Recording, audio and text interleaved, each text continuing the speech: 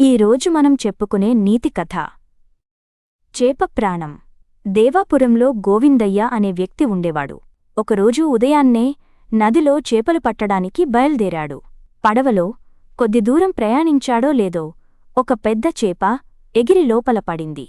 దాన్ని చూసి చేప భలేగా ఉంది, అమ్ముకుంటే చాలా డబ్బులు వస్తాయి అని ఆనందపడ్డాడు గోవిందయ్య.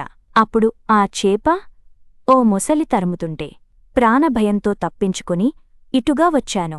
ఏం చెయ్యాలో తెలియక మీ పడవలో దూకాను.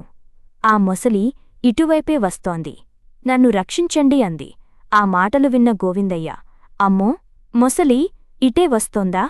ఎలాగూ ఈ చేప దొరికింది కదా అనుకుంటూ దాన్ని బుట్టలో వేసుకుని వెంటనే పడవ వెనక్కి తిప్పాడు. అతని మాటలు విని ప్రాణాలు కాపాడుకోవాలని ఎంత ప్రయత్నించినా చివరికి ప్రయోజనం లేకుండా పోయిందే అని బాధపడింది చేప.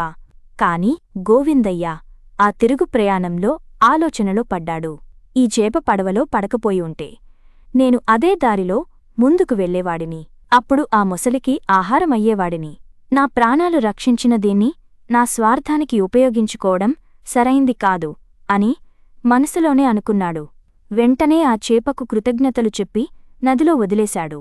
దానికి చేప కూడా చాలా సంతోషించింది. కొన్నిసార్లు మనకు బాధ, నష్టం కలుగుతుందని తెలిసినా ఎదుటివారి మంచికోసం త్యాగం చేయడం తప్పేమీ కాదు. కాని కాస్త ఆలోచించి నిర్ణయం తీసుకోవాలి.